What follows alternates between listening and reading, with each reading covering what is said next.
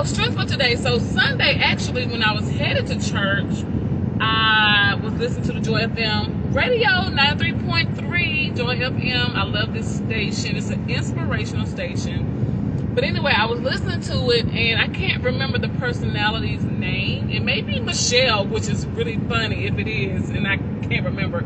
Or it could be Joel, but one of the female personalities that kind of hosts the show on the weekend and on Sundays, specifically Sunday mornings. I was listening to her, and she said she had heard Max Lucado say that God will give you strength for today's problems, and it just really blessed me. And so I came on. Hey, Coach, how you doing? I came on just to say, you know, this is a challenge that we have in general as just a people. We think we can use today's strength, what God has provided, for tomorrow's challenges, right? Or we're still tapping into what we've already used from yesterday. Y'all, God is the God of today. He said, I will make provision for you for today, for tomorrow's worries and tomorrow's challenges and tomorrow's anxieties. All that will take care of itself. And so just by hearing her share what Max Lucado said, that God will give you strength for today, we got to begin to operate in the way that he expects us to operate. We got to follow the leader. Christ is the leader, right? So why can't we follow his lead? If he said, let tomorrow take care of tomorrow, and I have given you enough provision for today, why we can't be happy with that? Like, why are we so discontent? Because we feel like we got to do this and do that, and we multitasking, and we doing all this, and I need, when really, everything that you need for today, and let's make it specific, June 14th, 2022, he has already provided you with.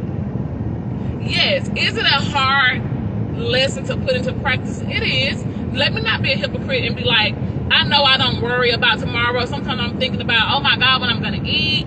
Oh my Lord, you know, what's going on? I got to put gas in my car. I got to do this, I got to do that. And then I'm going, pump the brakes, Michelle. Pump the brakes.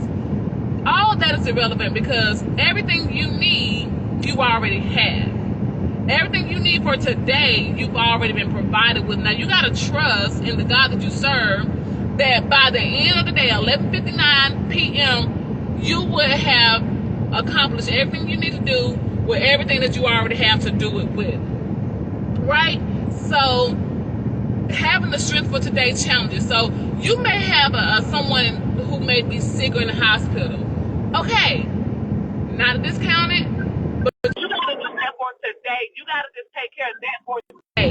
You can't worry about that for tomorrow. Oh my God, this next week. And that's a prime example that happened with my personal family. One of my uncles, he's just been sick, and he's just been going through a little bit. And my mom, she has just been on team, right? She has been from being worried, yada, yada, yada. And I'm like, Mom, I understand. I get that you are worried. That is your brother, right?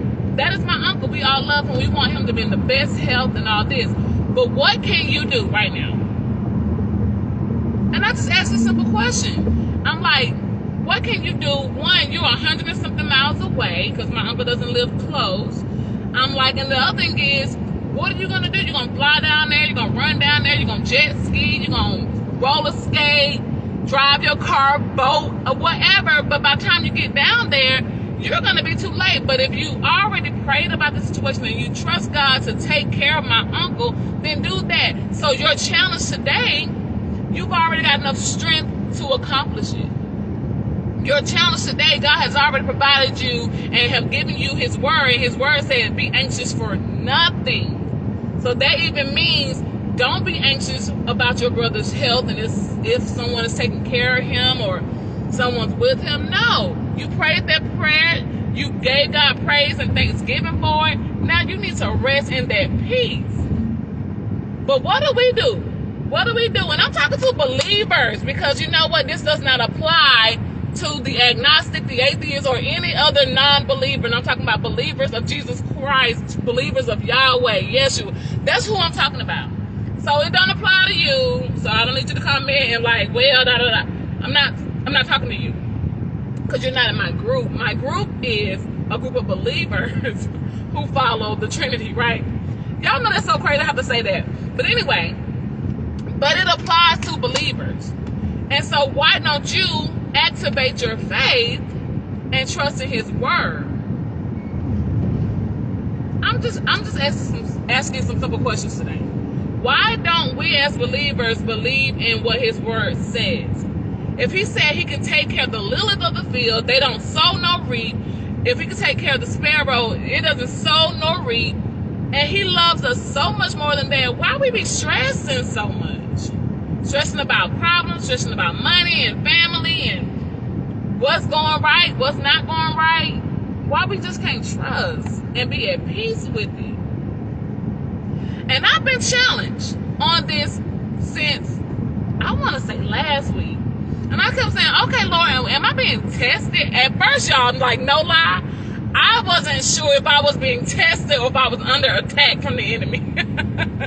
I told my mom, I was like, I don't even know where it's coming from. I don't know if God is agitating the situation to test me or if Satan is really upset, right? Like, maybe he's just really not happy with me doing some things, right? Making some shifts in this world, in my relationships. But whichever side that it is, I still had to trust in the word of God. Like, I still had to rely and depend on that source. Do y'all feel me? Like, we can get so overwhelmed with what we see in front of us, and then we forget the big picture. Like, we literally forget the big scheme of things, and we forget that we're not here as believers to even see. Our vision is not for the natural. We're not looking in the natural eye. We should always be constantly using our spiritual vision, because the Bible teaches us to walk by faith and not by sight, right? But here go again, we get this so confused. We get this so wrong sometimes. And I've been learning, and I've also been practicing, like, Lord, open my spiritual eyes. I need to see, like, I need some vision. I need to see past this. And so some of the situations that has been coming to me, God has been allowing me to see with my spiritual eyes. Now, let me be honest.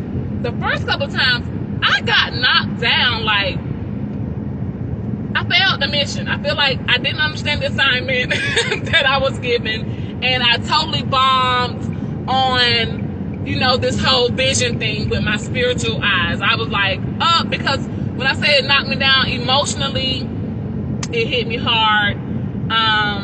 Physically, it drained me. I was tired and exhausted in my physical body. My emotions was draining me. And I was spiritually tapped.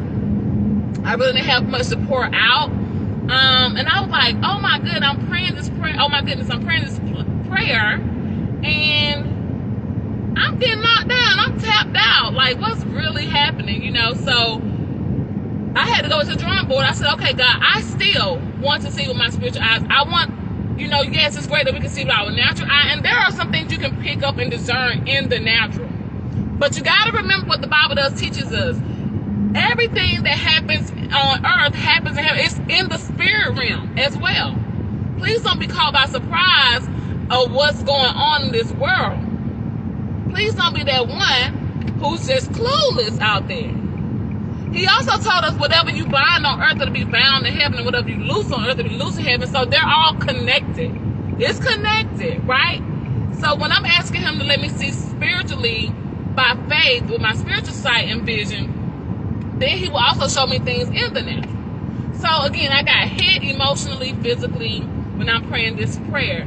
But then as I began to pray a little bit more and be a little bit more deeper and dealt with what I was asking him to do, and he began to reveal some things to me after I went back and replayed some conversations in my head. I went back and replayed the circumstance or the incident in my head that I was being challenged with on last week and this week. And look, y'all, today is only Tuesday, but yes, I've been challenged already. I've been tested and tried on this. And so he began to reveal things to me, and he was like, you know what, you're internalizing.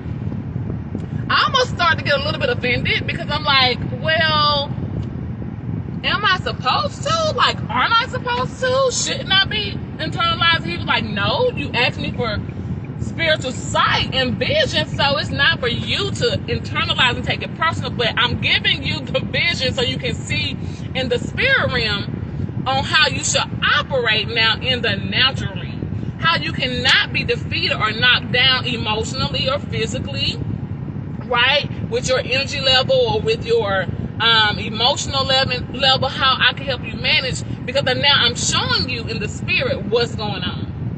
And now I need you to take that from which I've shown you and apply that into the natural. Right? And so I was like, oh, like it was a whole aha moment for me. I was like, okay. And then when I began to do that, and so these challenges that I needed the strength for to defeat or to overcome, he began to show me that how some people will project their feelings and emotions on you, or their perspective on you, and that's not true. It's just a whole false thing. It's just, I won't go as far as saying a lie, because some people feel the way they feel, but at the end of the day, that's not what's happening. You cannot come and project your perspective of the way you feel on me. That's how you feel.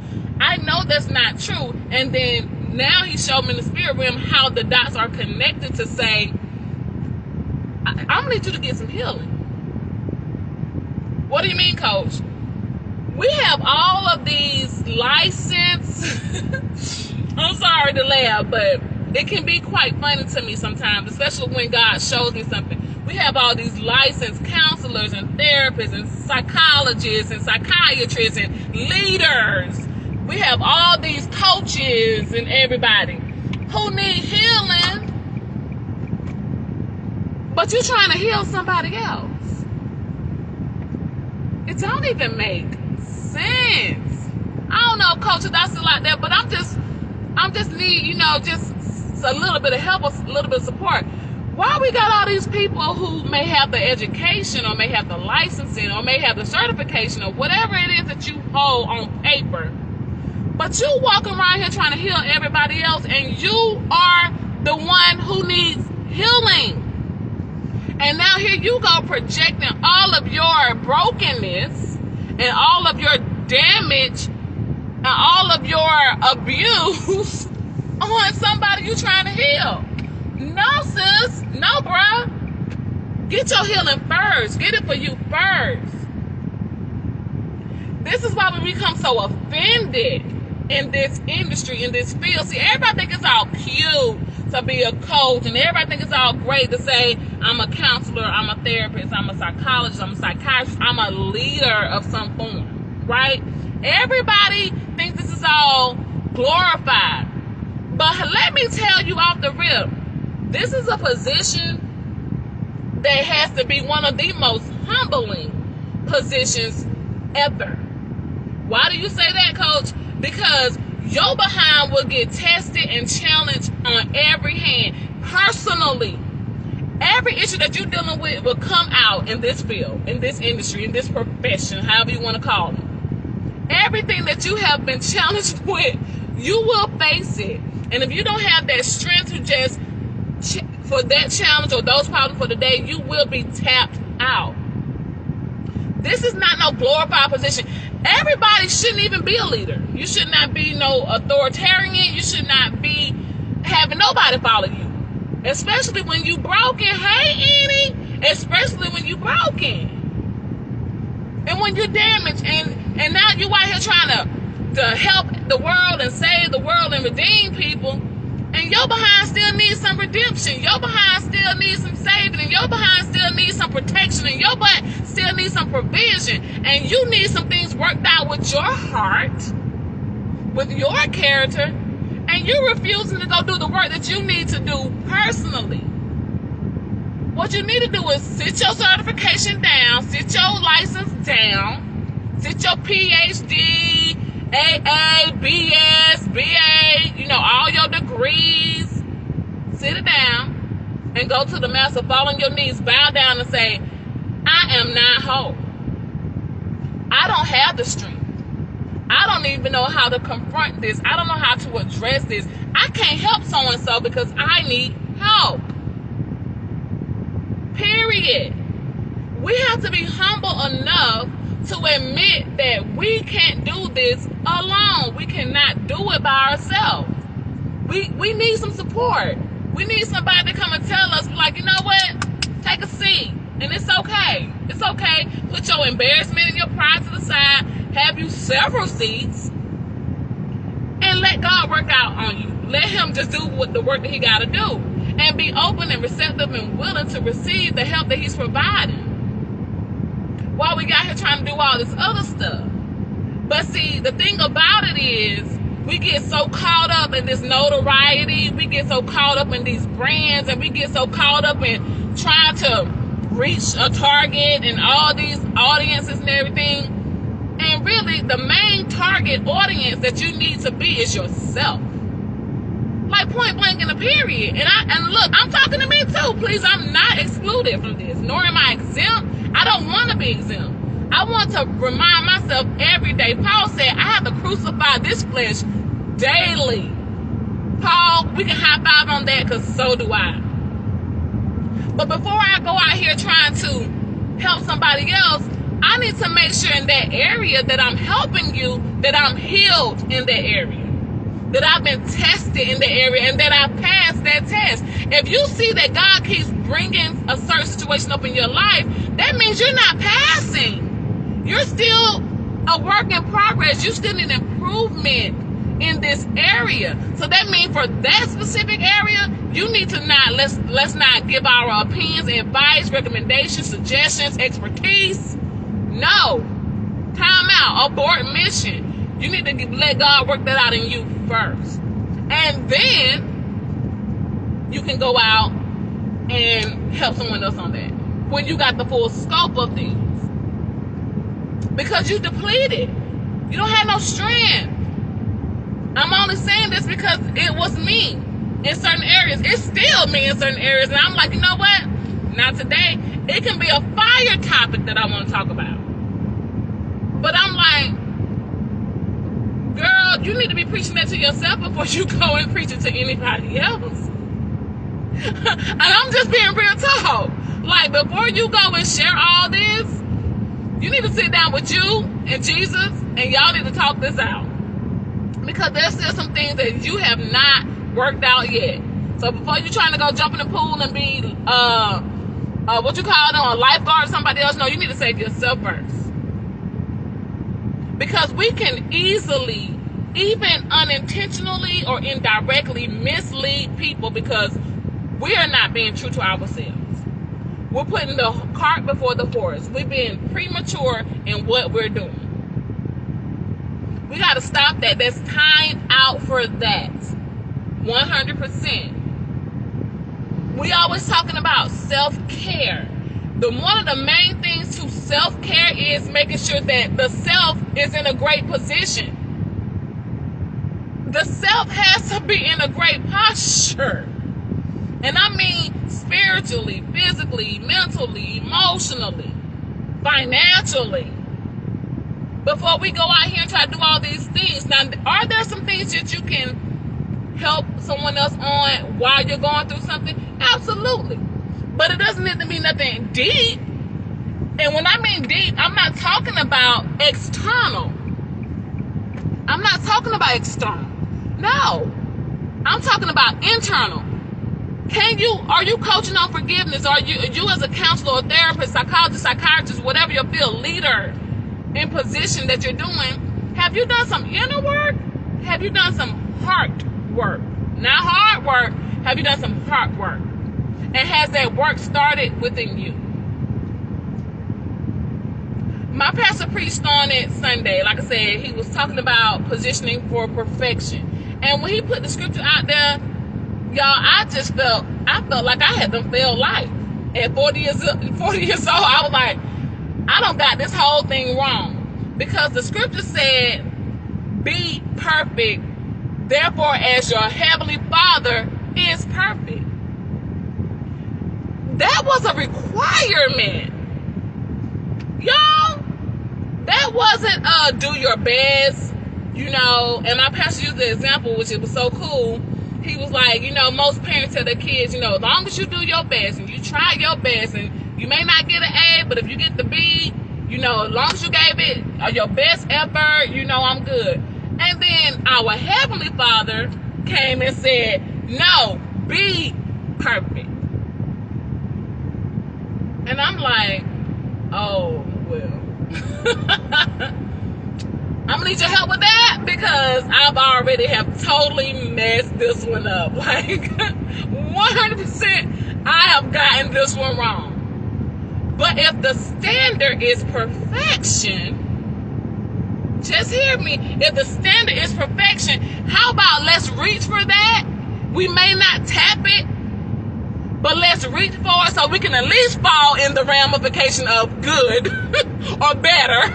Or something, right? Definitely something up there in those stars. We may not hit the galaxy, but let me fall amongst the stars. I think that's Les Brown who always uses that. Set your goal so high into the sky, into the universe, that if you don't hit the universe, at least you'll fall amongst the stars, right? I use it like this in financially. I'll say, if you have a goal of $5,000, set your goal for $10,000. Then that way, if you make $8,000, ain't nobody upset, because you've exceeded your original goal of $5,000. So at least set it high. But God said His requirement is for us to be perfect. Here again, I'm talking to believers. It does not apply to you if you're not one. Be perfect. The strength that I have for today is for today's challenges. Now I'm gonna let y'all go. I ain't gonna talk y'all ear off, but I had wanted to share that little piece, and then I went on off into some other things that God just laid on my spirit. And this man's out here cutting this grass, and although it's not his fault, but his grass is on my car, which means I've been saying for 2-3 weeks. No, that's a lie. I've been saying for over a month. Check over your car through the car wash. So now he just gave me incentive to go do that, like right now. But anyway, the reason why I haven't avoided washing my car is because that means I got to vacuum my car, and I can't find one of my nephews to come do it with me because I'm coming home. But anyway, I want to share that with y'all. I know I just went off on the sidebar, but anyway, I want to share that with y'all because just remember, God gives us everything we need for today: provision, protection. He gives us strength for today, and the requirement is to be perfect. When there is a high standard, the expectation is also high. The expectation is high when the standard is high. Where are your standards? Do you have subpar standards? Do you have mediocre standards? I'm going to have to tell you to come on up a little higher. Set your bar higher. We did an exercise. I coached a group of women, and we went to this outdoor adventure thing where we did some team building skills and things like that. And there was this one exercise that we did where you had to harness up, of course, and this pole, wooden pole anchored in the ground, it was 40 feet high in the air. And after you harness up, what you do is you go to the ladder and you start climbing this tree or this pole or whatever it is. It's 40 feet in the air. There's no support. And then once you get to the top of this pole, which is just a flat surface where only your 2 feet can stand on, then there's this bar that's like a little distance away, and it's a hanging bar where if you got the kahunas and you bold enough and you got your faith enough, you stand up on this pole that this circle is, again, just enough for your 2 feet to get on here. And you're supporting yourself with just your body weight. There's nothing you can hang on to. You can't hang on to the harnessing equipment or the ropes, nothing. There's nothing. There's you supporting yourself by standing up, right? And if you make it that far and you have that amount of faith, the next step is for you to dive, right, to reach this bar. You dive and you want to try to connect, but then if you don't, of course, gravity catches you and then you're lowered down back to the ground. So I had the group that I was with, we was all doing this, and it was bringing out a lot of emotions and things like that, and I understood, and they asked me if I was going to do it, and I'm like, yeah, I came to do it, right? And when I began to climb this 40-foot pole, like, I was all good. I'm not afraid of heights or anything like that. I'm not, I like adventure. Like I said, I tried most of one time. I used to say I try everything once, but I stopped. But I'm not going to try drugs one time, because that one time can kill you. Have y'all seen that meth commercial? I'm not going to try everything once. No, thank you, because I like my teeth. But anyway, so I began to climb, and I was good. I was good. I got to the top, and then I was like, I'm not ready to get to the point to where I can support myself, balance, and stand on this pole where I can reach for the bar.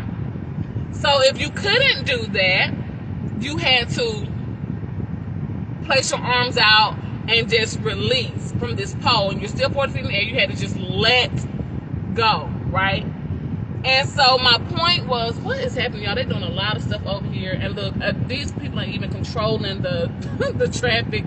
They got us almost about being head-on collision. Lord help us all, Jesus. But anyway, so when I got up there, I was like, oh my goodness. And I was like, Michelle, you should go for the pole, because the bar was high. And this was in my mind. I'm like, first of all, I'm 40 feet in the air. The only thing that's supporting me is my balance and my body weight. And I was going, you should go for it.